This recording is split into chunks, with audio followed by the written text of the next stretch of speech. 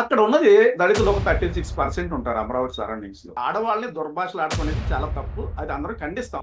ఎంతో మంది కష్టపడి ఈ చట్టాన్ని తెచ్చారు. Welcome to VTV prime VTV point blank కార్యక్రమానికి స్వాగతం. ఈరోజు మనతో ఉన్నారు సామాజిక వేత్త, ప్రముఖ న్యాయవాది, హైకోర్టు న్యాయవాది, 2.5 దశాబ్దాల అనుభవం ఉన్నటువంటి న్యాయవాది ఆయన. అలాగే పబ్లిక్ ఇంట్రెస్ట్ కోసం పలు ప్రజా ప్రయోజన వ్యాజ్యాలు వేసి ఆ కేసులు గెలిచినటువంటి వ్యక్తి Shri Ashok garu. Sir welcome sir. Sir నమస్తే.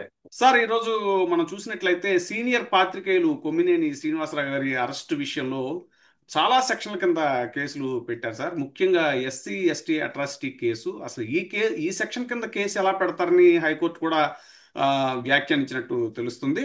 అలాగే గతంలో కూడా సుప్రీంకోర్టు చాలాసార్లు ఈ ఎస్సీ ఎస్టీ అట్రాసిటీ కేసు ఈ సెక్షన్ అనేటువంటిది బాగా మిస్యూజ్ అవుతుంది అని కొన్ని గైడ్ లైన్స్ కూడా ఇచ్చిన విషయం తెలుసు సార్ మనకి. అయితే ఈ సెక్షన్ పెట్టడానికి, కొమ్మినేని శ్రీనివాసరావు గారి మీద ఈ సెక్షన్ కింద కేసు పెట్టడాన్ని ఎలా చూడాలంటారు? నమస్కారం అండి. ఇవాళ మంచి సబ్జెక్టు మీరు అడిగారు.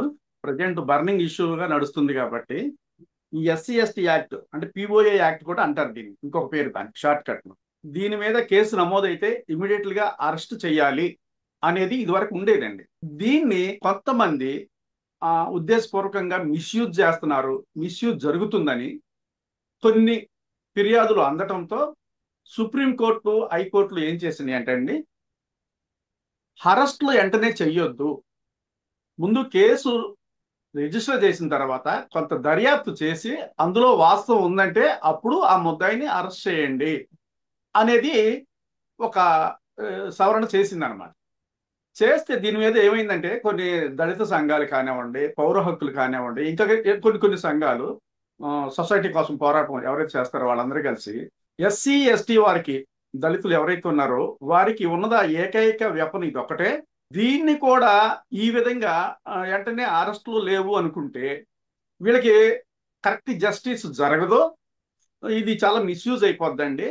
సో ఇది చాలా వెపన్ లాంటిది. ఇది అణగారిన వర్గాలకి, దళితులకి, ముఖ్యంగా ఎస్సీ ఎస్టీ వర్గాలకి చాలా ఇంపార్టెంట్ ఇది. ఈ మాత్రం కూడా అరెస్ట్లో లేకపోతే ఆ న్యాయం జరగదు దళితులకి. కనుక దయచేసి దీని మీద మళ్ళొకసారి పునరాలోచన చేయాలని చెప్పేసి కొన్ని సంఘాలు ఉద్యమాలు చేయడం జరిగింది. ఇది పార్లమెంట్ దృష్టికి పోయింది. పార్లమెంట్ కూడా ఆ రిక్వెస్ట్ మీద ఏం చేసిందంటే సుప్రీంకోర్టుకి రిప్రజెంటేషన్ చేయడంతో సుప్రీంకోర్టు మళ్ళా దీన్ని సరే అరెస్టులు చేయమని చెప్పేసి, ఎఫ్ఐఆర్ అవ్వగానే అరెస్టులు చేయమని చెప్పింది. కానీ అట్ ద సేమ్ టైం కొన్ని సవరణలు పెట్టింది. ఎందుకంటే ఇది మిస్యూజ్ అవుతుంది. ఆ సవరణలో ముఖ్య భాగం పేరు పెట్టి కులాన్ని దూషించాలి, అలా దూషించకపోతే ఈ యాక్ట్ అప్లై కాదు. 2, పబ్లిక్ లోనే జరగాలి. అది 4 గోళ్ల మధ్యలో మీరు కులాన్ని పెట్టుకొని మీరు దుర్భాషలాడితే అది చెల్లదు. పబ్లిక్ లో అవమానపరిచే విధంగా ఈ ఎస్సీ ఎస్టీ వాళ్ళని ఎవరైనా తిట్టినట్టయితే ఈ సెక్షన్ వర్తిస్తుంది. ఇది సుప్రీంకోర్టు ఇలాంటి కొన్ని 2-3 గైడ్ లైన్స్ ఇచ్చింది అనమాట. ఇచ్చినా కానీ ఇప్పుడు జరుగుతుంది ఏంటంటే అండి, జరగాల్సిన న్యాయం ఇంటైలో జరగకపోతే అది అన్యాయం జరిగినట్టే లెక్క. కానీ కొంతమంది నిరక్షరాస్యత వల్ల కానివ్వండి, పేదరికం వల్ల కానివ్వండి, ఈ సెక్షన్ని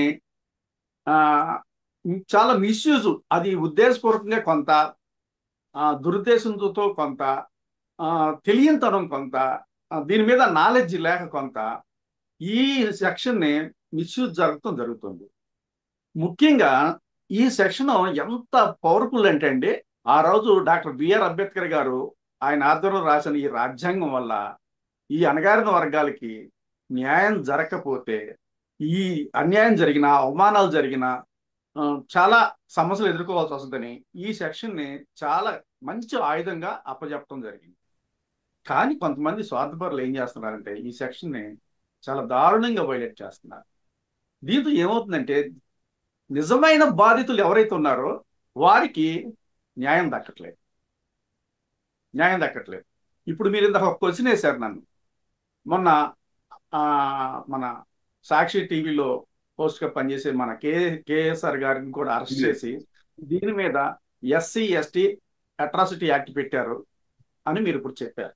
ఎస్, దాంట్లో వాళ్ళిద్దరు డిస్కషన్లో ఎస్సీ అనే మాట కానీ, ఎస్టీ అనే మాట కానీ, దళితులు అనే మాట కానీ అణగారిన వర్గాలనే మాట కానీ అసలు ఎక్కడ డిబేట్ లో రాలేదు సార్, ఎక్కడా రాలేదు.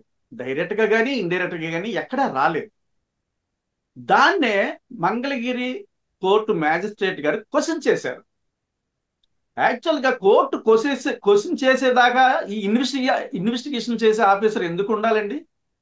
దీంట్లో మినిమం ఎస్సీ ఎస్టీ యాక్ట్ లో ఇన్వెస్టిగేషన్ ఆఫీసర్ వచ్చి డిఎస్పీ కేడర్ ఆయనే ఉంటారు. ఎస్ఐఎల్ కి సిఐల్ కి ఆ రైట్ లేదండి. ఓన్లీ డిఎస్పీ కానీ ఏసీపీ కానీ, సిటీలో అయితే ఏసీపీ అంటారు, రూరల్ అయితే డిఎస్పీగా ఉంటారు. వీళ్ళే మినిమం ఇన్వెస్టిగేషన్ ఆఫీసర్లో ఎస్సీ ఎస్టీ యాక్ట్ లో. ఒక డిఎస్పీ ఈ కేసు నమోదు చేసేటప్పుడు ఈ సెక్షన్ వర్తిస్తుందా లేదా చూసుకోవాలి కదండి. అలా చూసుకోకోకుండా, కనీసం పోలీస్ మాన్యువల్ చదువుకోకుండా, ప్రొసీజర్ తెలియకోకుండా ఈ విధంగా సెక్షన్లు పెట్టారు. ఎస్సీ ఎస్టీ యాక్ట్ ఒకసారి రిజిస్టర్ అయితే అండి దగ్గర దగ్గర లైఫ్ పడుతుందండి. ఒక కామన్ డిబేట్ లో మాట్లాడుకునే వాళ్ళకి ఆపాదించి దాన్ని తీసుకొచ్చి ఆయన రిమాండ్ చేస్తే అక్కడ మ్యాజిస్ట్రేట్ గారు క్వశ్చన్ చేశారు. అదృష్టం ఏంటంటే ఇప్పుడు చాలా మంది కోర్టులు కూడా, సారీ టు సే, ఎఫ్ఐఆర్ వచ్చినప్పుడు కొంతమంది చాలా బాగా చూసి దాంట్లో ప్రాబ్లమ్స్ ఉన్నా, దాంట్లో డిఫెక్ట్స్ ఏదైనా ఉంటే, మైనస్ ఏదైనా ఉన్నా, తప్పు లేదన్నా ఉన్నా రిజెక్ట్ చేస్తారు, క్వశ్చన్ చేస్తారు. కొంతమంది ఏంటంటే మెకానికల్ గా రిమాండ్ అంటూ ఉంటారు. ఈయన అదృష్టం కొద్దీ మ్యాజిస్ట్రేట్ గారు దీని మీద కాన్సన్ట్రేట్ చేసి ఈ సబ్జెక్ట్ కి ఈ యాక్ట్ ఎలా వర్తిస్తుంది అని అడిగితే నిన్న మంగళగిరి కోర్టులో పోలీసు వారికి వారి దగ్గర సమాధానం లేదు. దాన్ని వాళ్ళు వివరించి చెప్పడానికి వాళ్ళు పడ్డ కష్టం అంతా ఇంత కాదు. పోనీ ఇంత కష్టపడినా కానీ వాళ్ళు ఏమైనా సక్సెస్ అయ్యారంటే లేదు. జడ్జి గారు ఆ సెక్షన్ రెండింటిని తీయించేశారు. ఎంత బాధాకరమైన విషయం. అంత చిన్న మిస్టేక్, చిన్న పొరపాటు వల్ల. సరే, ఇది రాజకీయ ప్రేరేపితంగా పెట్టిస్తున్నారా లేదా ఇంకోటి జరుగుతుందా, ఇదొకటి మనకి, ఇది మనం ఆ సబ్జెక్ట్ లోకి పోకూడదు.